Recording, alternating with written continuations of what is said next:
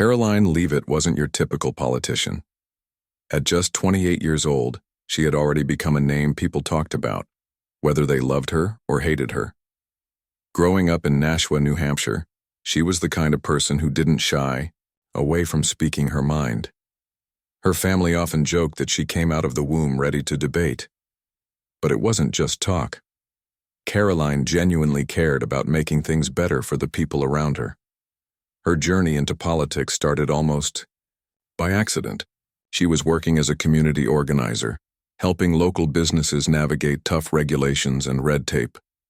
It frustrated her to see how much power bureaucrats held over hardworking folks who simply wanted to earn a living. So, she decided to step up and run for Congress. The odds were stacked against her. She was young, new to the game, and running against seasoned politicians with deep pockets. Still, she gave it her all, traveling across her district, knocking on doors and listening to what people really needed. What set Karoline apart was her authenticity. She didn't try to sugarcoat anything or pretend she had all the answers. Instead, she connected with voters on a personal level.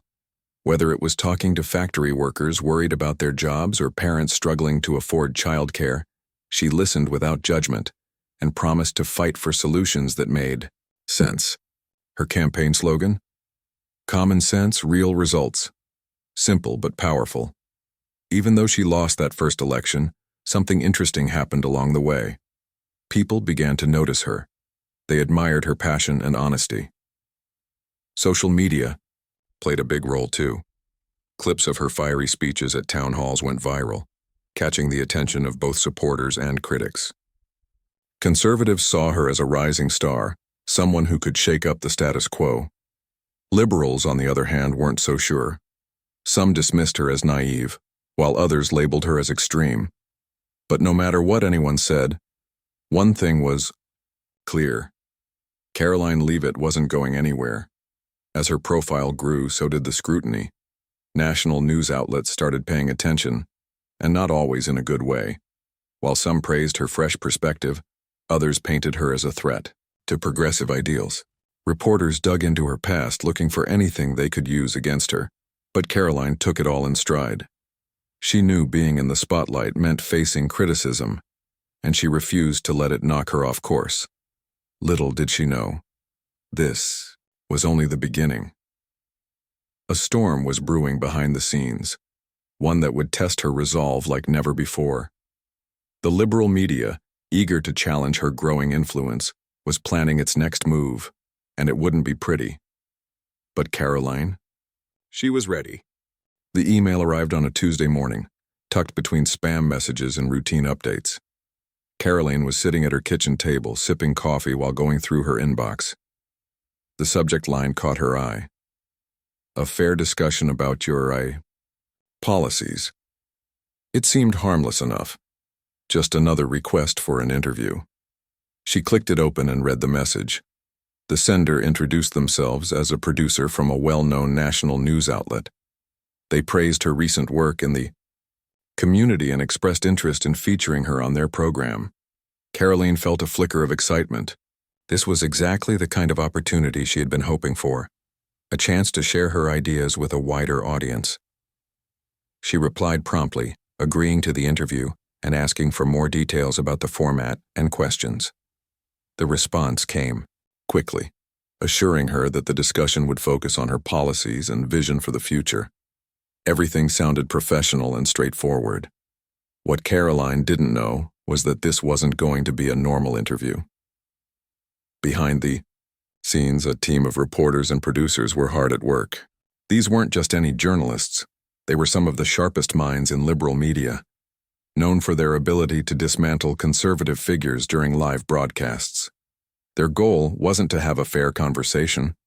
It was to expose weaknesses, catch her off guard, and hopefully land a knockout blow. Over weeks of preparation, they scoured every speech, tweet, and public statement Karoline had ever made. They highlighted anything controversial or potentially embarrassing, crafting questions designed to corner her into saying something damaging. They knew she was smart, though, so they planned carefully. The first few questions would seem neutral, almost friendly, lulling her into a false sense of security. Then slowly but surely they'd turn up the heat. There would be no escape once the cameras started rolling. For them, this wasn't journalism, it was strategy. And they were confident it would work. On the day of the interview, Karoline arrived at the studio feeling optimistic. She wore a navy blue blazer over a crisp white shirt, looking polished yet approachable. As she stepped inside, the bright lights and bustling crew gave the space an electric energy. The host greeted her warmly, shaking her hand and complimenting her on her recent achievements. Karoline smiled, thinking this might actually go well. What she didn't see were the smirks exchanged among the reporters standing nearby. They had done their homework, and they were ready. Cameras rolled, and the host began with a soft opening question about her background. Karoline answered smoothly, sharing stories about her childhood and how her upbringing shaped her values. So far, so good. But then the tone shifted ever so slightly. A second reporter jumped in, asking about her stance on healthcare reform. "Some critics argue that your proposals lack depth," the reporter said, leaning forward as if genuinely curious.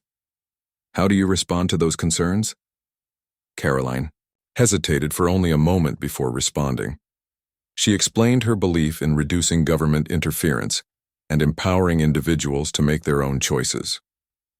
Her answer was clear and concise, but the reporter wasn't satisfied. Another followed up, pushing harder. "Isn't it true that your policies disproportionately affect low-income families?" Karoline kept her cool, addressing each point methodically. But deep down she could feel the tension building. Something about the way they were circling her felt off. This wasn't a dialogue, it was a setup. And as the questions grew sharper, she realized she was walking straight into a trap. The room felt smaller now, the bright studio lights casting long shadows across the sleek furniture. Karoline sat upright in her chair, her posture steady but her mind racing. She had walked into this interview expecting a fair exchange of ideas, a chance to explain her vision and connect with viewers who might not know much about her.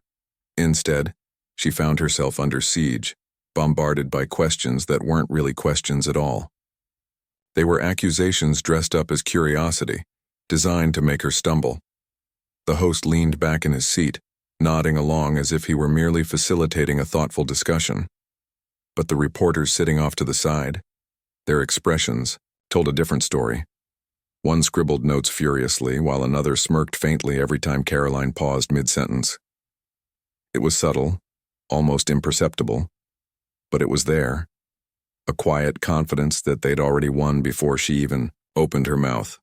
"Let's talk about your record," one of them said, their tone shifting from casual to cutting. "You've been vocal about reducing government spending, but isn't that just code for cutting programs that help vulnerable populations?" The question hung in the air, heavy with implication. Karoline took a deep breath, steadying herself. She knew exactly what they were doing, trying to paint her as heartless, someone who didn't care about the people she claimed to represent. But instead of backing down or getting defensive, Karoline did something unexpected. She smiled, not a polite grin but a knowing look that said, "I see right through you." Then she spoke, her voice calm but firm. "Reducing waste and inefficiency in government doesn't mean abandoning those in need," she began. "It means making smarter choices so we can focus resources where they matter most. If anything, bloated bureaucracy often hurts the very people these programs are supposed to help." Her response caught the reporters off guard. For a moment the room fell silent except for the faint hum of the cameras. They hadn't expected her to push back so confidently. Undeterred, they pressed on, determined to find a crack in her armor. Another reporter chimed in, their tone sharper this time. "And what about your comments on immigration? Some have called them divisive. Care to address that?" Karoline tilted her head slightly, her expression unwavering. She could feel the tension mounting, the pressure building like storm clouds overhead. This was the moment they'd been waiting for, the chance to trip her up, to force her into saying something inflammatory. But Karoline wasn't afraid of hard conversations. In fact, she thrived in them. "Divisive is ignoring the real issues, because it's easier than finding solutions," she replied. her words measured but laced with conviction. We can have honest discussions about border security and legal pathways without resorting to fear-mongering or labeling anyone who disagrees as hateful. That's not leadership, that's cowardice. The reporters exchanged glances, their confidence wavering ever so slightly. They hadn't anticipated this level of composure or wit. Most politicians crumbled under such intense scrutiny, either retreating into generic platitudes or lashing out defensively. But Karoline was different. Every answer she gave was deliberate, backed by logic and passion. She wasn't just defending herself, she was dismantling their arguments piece by piece. Still, they weren't ready to give up. One of them decided to go for the jugular. What about some of the tweets you posted years ago? Critics say they show a lack of empathy and understanding. Do you regret those statements? For a split second, Karoline hesitated, not because she was unsure how to respond, but because she recognized the trap. This wasn't about accountability. It was about dredging up old mistakes to discredit her entirely. And yet, she refused to let them win. With a slight nod, she acknowledged the question before delivering her counterpunch. "I'm human, and like everyone else, I've grown over time," she said, her voice steady. "But maybe instead of obsessing over my past social media posts, we should focus on solving the problems facing our country today. After all, isn't that why we're here, to discuss real issues, not manufactured scandals?" Her response drew murmurs from the crew behind the cameras. Even the host raised an eyebrow, clearly unprepared for her poise under fire. The reporters shifted uncomfortably in their seats, realizing their usual tactics weren't working. Karoline wasn't just holding her ground, she was turning the tables on them. As the interview continued, the dynamic shifted subtly but unmistakably. What started as an ambush was slowly becoming a showcase of resilience. Viewers watching live online began to notice too. Clips of Karoline's sharp comebacks started circulating on social media, drawing praise from supporters and sparking heated debates among critics. Little did anyone know this was only the beginning. The reporters still had tricks up their sleeves, but so did Karoline. The air in the studio grew heavier with each passing minute. The reporters, realizing their initial barrage of questions wasn't shaking Karoline, began to escalate their tactics. Gone were the thinly veiled accusations. Now, they came at her, with full force, interrupting her answers and talking over her whenever she tried to explain herself. It was clear. They weren't interested in hearing what she had to say. Their goal was simple: overwhelm her, rattle her composure, and force her into a mistake. One of them leaned forward aggressively, cutting her off mid-sentence. "You keep saying you want to help people, but your policies seem to favor corporations over everyday citizens. How do you justify that?" Another chimed in almost immediately, not giving her a chance to respond. "And let's be honest, your stance on environmental regulations has raised eyebrows. Don't you think it's irresponsible to prioritize profits over the planet?" For a moment, the room felt chaotic. The host, who had been playing the role of neutral facilitator, did little to rein in the reporters. Instead, he sat back, letting them take control while occasionally nodding along as if to validate their attacks. Karoline could feel the pressure mounting, the weight of their words pressing down on her. But instead of crumbling under the onslaught, something inside her shifted. She straightened her posture, took a deep breath, and locked eyes with the reporter who had just spoken.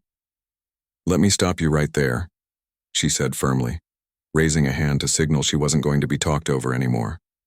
Her voice carried authority now, silencing the room. Even the crew behind the cameras froze, sensing the shift in energy.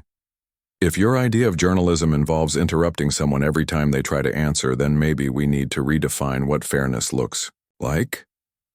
Her words landed like a punch, throwing the reporters off balance. They exchanged uneasy glances, unsure how to respond. No one expected her to call them out so directly, and certainly not with such clarity and confidence. For a brief moment, the power dynamic flipped. The reporters, who had entered the interview feeling superior, suddenly looked uncertain, but Karoline wasn't done yet. She turned her attention to the accusation about her environmental policies, addressing it head-on. "I've always believed in responsible stewardship of our resources," she continued, her tone measured but unwavering. "But I also believe in solutions that work, not blanket bans or unrealistic mandates that hurt working families and small businesses. If you're truly concerned about the environment, why aren't you asking tougher questions about the billions wasted on ineffective programs? Maybe that's where the real irresponsibility lies. Her response drew murmurs from the crew once again. Some nodded approvingly, while others whispered among themselves, clearly impressed by her ability to stay composed under fire. Even the host seemed taken aback, fumbling slightly as he tried to steer the conversation back on track.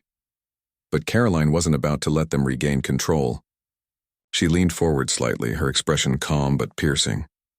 "And as for your claim that I favor corporations over citizens," she added, turning her gaze toward the second reporter, "that's a lazy narrative pushed by people who haven't bothered to read my proposals.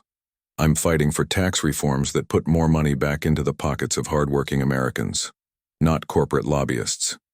If you're suggesting otherwise, then perhaps it's time to reevaluate your sources." The reporters shifted uncomfortably in their seats, their earlier bravado fading. They hadn't anticipated this level of pushback or preparation. Every question they threw at her was met with a well-thought-out rebuttal, leaving them scrambling to find new angles of attack. One of them attempted to pivot, bringing up another contentious topic: education reform. "Your opponents argue that your approach would widen inequality. What do you say to parents worried their kids will fall further behind?" Karoline didn't miss a beat. "Education should empower students, not hold them back," she replied, her passion evident in her voice. "Right now, too many families are stuck in failing systems with no way out. My focus is on expanding choices, whether it's charter schools, vocational training, or homeschooling, so every child has access to opportunities that fit their needs. If that scares some people, maybe it's because they're comfortable keeping things the way they are." Her answers resonated beyond the confines of the studio. Viewers watching live online couldn't help but notice the stark contrast between Karoline's poise and the increasingly desperate attempts of the reporters to undermine her. Clips of her shutting down their arguments began spreading like wildfire across social media platforms. Supporters praised her for standing her ground, while critics scrambled to find fault in her responses. By now, the reporters were visibly frustrated. Their interruptions became more frequent, their tones sharper, but it only made them look worse. Karoline remained unflappable, countering each attack with precision and grace. The audience could see it. The tables had turned. What was supposed to be an ambush interview had transformed into a masterclass in resilience and wit. As the segment neared its end, the host made one last attempt to salvage the situation. "Thank you for joining us today," he said quickly, his voice tinged with relief. "We appreciate your time." But Karoline wasn't about to let him or anyone else off the hook that easily. "Thank you," she said, leaning forward slightly as the camera zoomed in on her face. "And thank you to everyone watching. Real conversations require honesty and respect, not gotcha games. Hopefully next time we can focus less on tearing each other down and more on finding solutions that actually matter." The red light on the camera blinked off, signaling the end of the interview. The tension in the room was palpable, but Karoline stood up with a quiet confidence, shook hands politely, and walked out without looking back. Outside the studio, phones buzzed furiously as clips of her performance went viral. Little did she know this was just the beginning of something much bigger. As Karoline stepped out of the studio, she could feel the adrenaline still coursing through her veins. The interview had been intense, far more combative than she'd anticipated, but she felt a strange sense of satisfaction. She hadn't backed down, hadn't let them rattle her. If anything, she had turned their ambush into an opportunity to showcase her strength and conviction. Still, as she walked toward her car, she couldn't shake the feeling that something bigger was brewing. Unbeknownst to her, the interview was already making waves online. Clips of her sharp responses were being shared across social media platforms at lightning speed. One particularly viral moment showed her calmly shutting down a reporter who tried to interrupt her mid-answer. "Let me stop you right there," she said in the clip, her tone firm but composed. The video racked up millions of views within hours, with comment sections exploding in debate. Supporters hailed her as a hero standing up to biased media, while critics accused her of dodging tough questions. Either way, everyone was talking about her. Back at the studio, the reporters and producers were scrambling to damage control. They hadn't expected Karoline to handle herself so well, or for the public to react so strongly. Some members of the crew even admitted privately that they admired how she held her ground. But the backlash from viewers was undeniable. Thousands of comments flooded the outlet's social media pages, accusing them of bias and unfair treatment. Even some moderate viewers who didn't necessarily agree with Karoline's politics criticized the network for its aggressive tactics. It was clear the ambush had backfired spectacularly. Meanwhile, Karoline's phone wouldn't stop buzzing. Friends, family, and supporters bombarded her with messages of encouragement. "You crushed it," one text read. Another simply said, "Proud of you." Her campaign team was equally ecstatic. Donations poured in overnight, with many contributors citing the interview as the reason they decided to support her. For weeks leading up to the interview, fundraising had been steady but unspectacular. Now her campaign fund saw a surge unlike anything they'd experienced before. People who had never heard of her before were suddenly eager to throw their weight behind her cause, but not everyone was thrilled. Critics doubled down on their efforts to discredit her, digging deeper into her past in search of new ammunition. Late-night talk show hosts poked fun at her performance, framing her composure as arrogance. Liberal pundits argued that her viral moments were being taken out of context, insisting that she hadn't truly answered the tough questions. Yet no matter how hard they tried to paint her in a negative light, the narrative refused to shift. The public had made up its mind. Karoline Leavitt was a force to be reckoned with. The next morning, news outlets across the country covered the fallout from the interview. Conservative commentators praised her poise under pressure, calling her a role model for young leaders everywhere. One analyst went so far as to compare her performance to legendary political showdowns of the past. "This wasn't just an interview," he said during a live broadcast. "It was a turning point, a moment when someone stood up and said, 'Enough is enough.'" His words resonated deeply with viewers who felt tired of what they perceived as media bias. For Karoline, though, the attention came with challenges. Suddenly, she found herself thrust into the national spotlight, facing scrutiny like never before. Reporters camped outside her home, hoping to catch a glimpse of her daily life. Opponents dissected every word she'd ever spoken, searching for inconsistencies or potential scandals. And yet, despite the pressure, she remained unfazed. This was the cost of stepping into the arena, she reminded herself. If she wanted to make a difference, she had to be willing to face the noise. That evening, she sat down with her closest advisors to debrief. The mood was celebratory but focused. "We've got momentum now," one of them said, gesturing toward a laptop displaying graphs of skyrocketing engagement numbers. "But we can't get complacent. This is our chance to build on this energy, to turn those likes and shares into real action." Karoline nodded, absorbing their advice. She knew the road ahead wouldn't be easy. The same people who had tried to tear her down during the interview would only work harder to undermine her moving forward. But she also knew this. She had proven she could hold her own against even the toughest opponents. And if there was one thing she'd learned from the experience, it was that authenticity mattered more than anything else. People weren't drawn to polished sound bites or rehearsed talking points. They connected with honesty, vulnerability, and resilience. As the meeting wrapped up, Karoline took a moment to reflect. She thought about the reporters, the cameras, and the chaos of the past 24 hours. What stood out most to her wasn't the hostility. It was the realization that she had touched a nerve. Somewhere along the line, she had struck a chord with ordinary people who were tired of the same old games. They weren't just rallying behind her policies. They were rallying behind the idea that leadership should be about integrity, not manipulation. With renewed determination, Karoline leaned back in her chair and smiled. The interview may have been over, but the fight was just beginning. The days following the interview felt like a whirlwind for Karoline. Everywhere she went, people recognized her, whether it was at the grocery store, the gas station, or even during an early morning jog around her neighborhood. Strangers stopped her to shake her hand, share their thoughts, or simply thank her for standing up to the bullies. Some told her they didn't agree with everything she said, but admired how she handled herself under pressure. Others confessed they had never paid much attention to politics until now, but her performance made them want to learn more. Social media played a huge role in amplifying the aftermath. Clips of her shutting down reporters were viewed millions of times, sparking debates across platforms. Memes popped up everywhere, some playful, others serious, but all centered on one theme. Karoline wasn't backing down.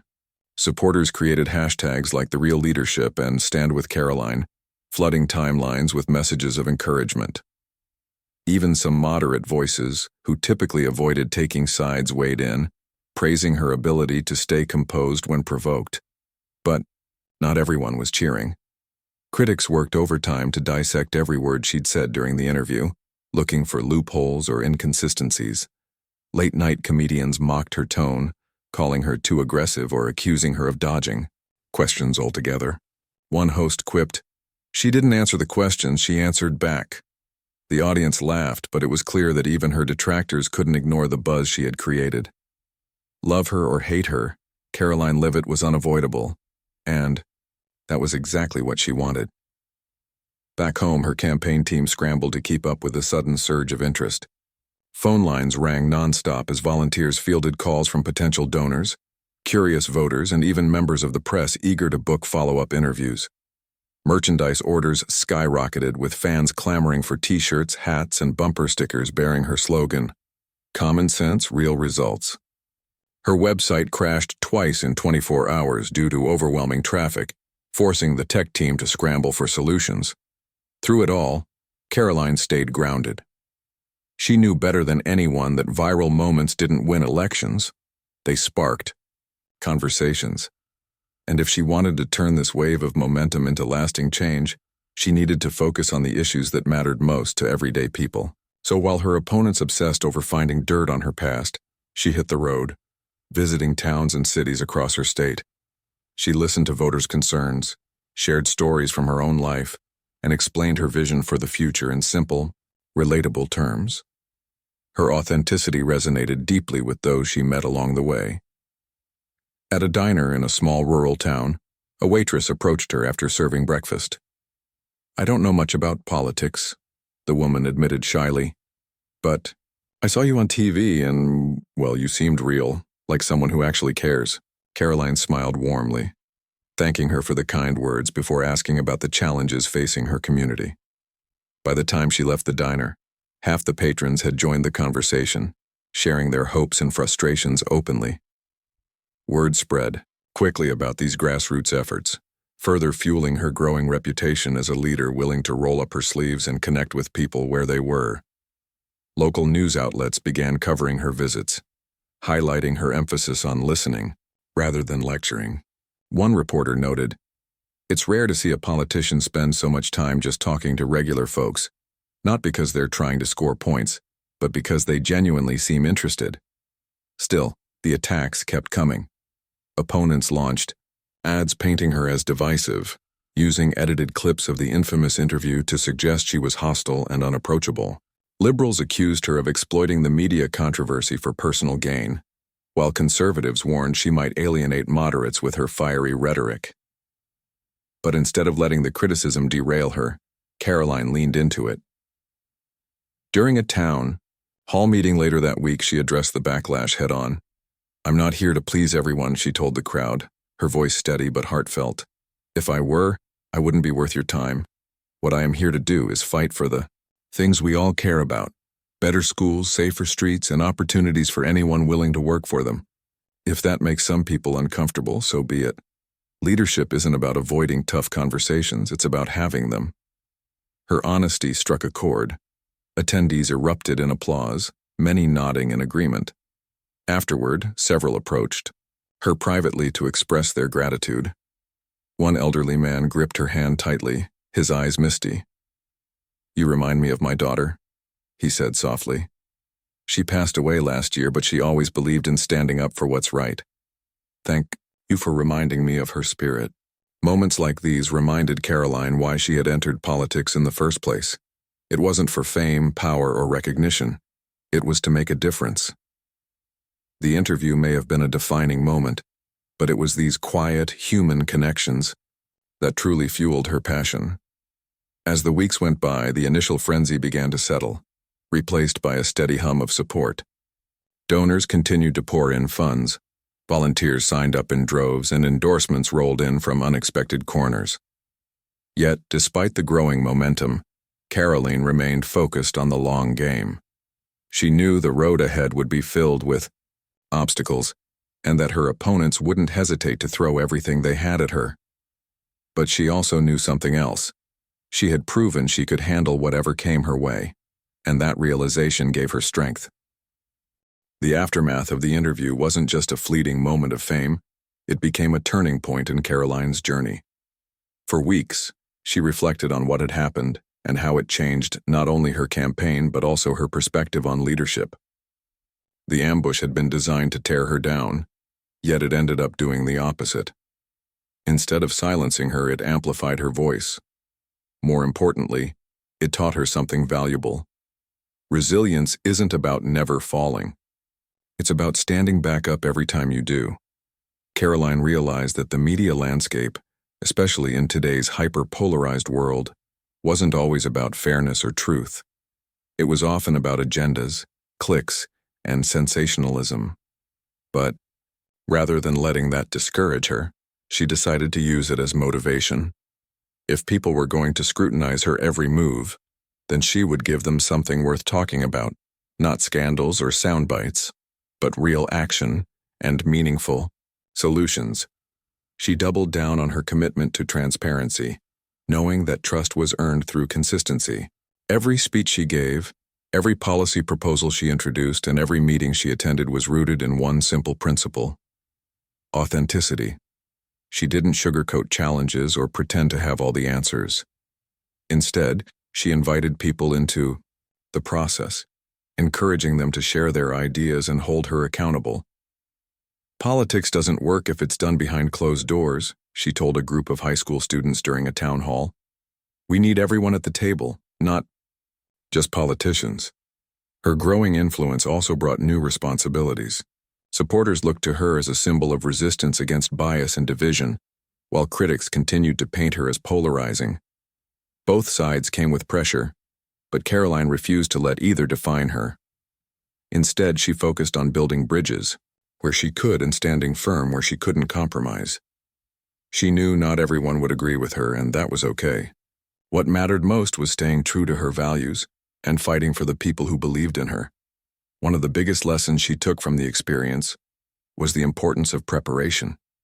The reporters had underestimated her because of her age and relative inexperience, assuming she'd crumble under pressure. But Karoline had spent countless hours studying policy, practicing responses, and anticipating tough questions. That groundwork paid off when it mattered most. Moving forward, she applied the same level of dedication to everything she did, whether it was crafting legislation, engaging with voters, or speaking out on national platforms. To ensure others could benefit from her experience, Karoline launched a grassroots initiative aimed at educating voters about media literacy. Through workshops, online resources, and community events, she encouraged people to think critically about the information they consumed. "It's easy to get caught up in headlines or social media debates," she explained during a panel discussion. "But real change starts when we ask questions, seek facts, and challenge narratives that don't align with reality." Her efforts resonated deeply with people across the political spectrum.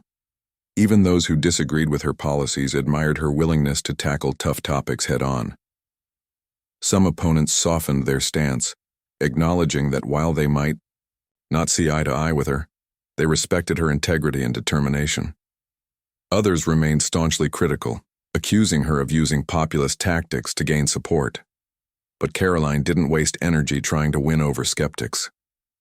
Her focus was on those who shared her vision, a future built on common sense and collaboration. As the months passed, Karoline's confidence grew alongside her influence. She learned to navigate the complexities of public life without losing sight of who she was. Friends joked that she carried herself differently now, with a quiet strength that inspired those around her. Yet despite the accolades and attention, she stayed humble.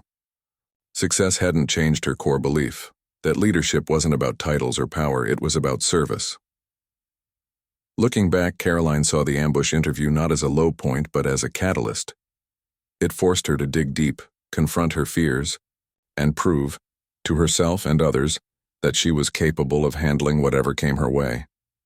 The experience shaped her in ways she hadn't anticipated, teaching her patience, perseverance, and the value of staying grounded in turbulent times. By the end of the year, Karoline stood stronger than ever.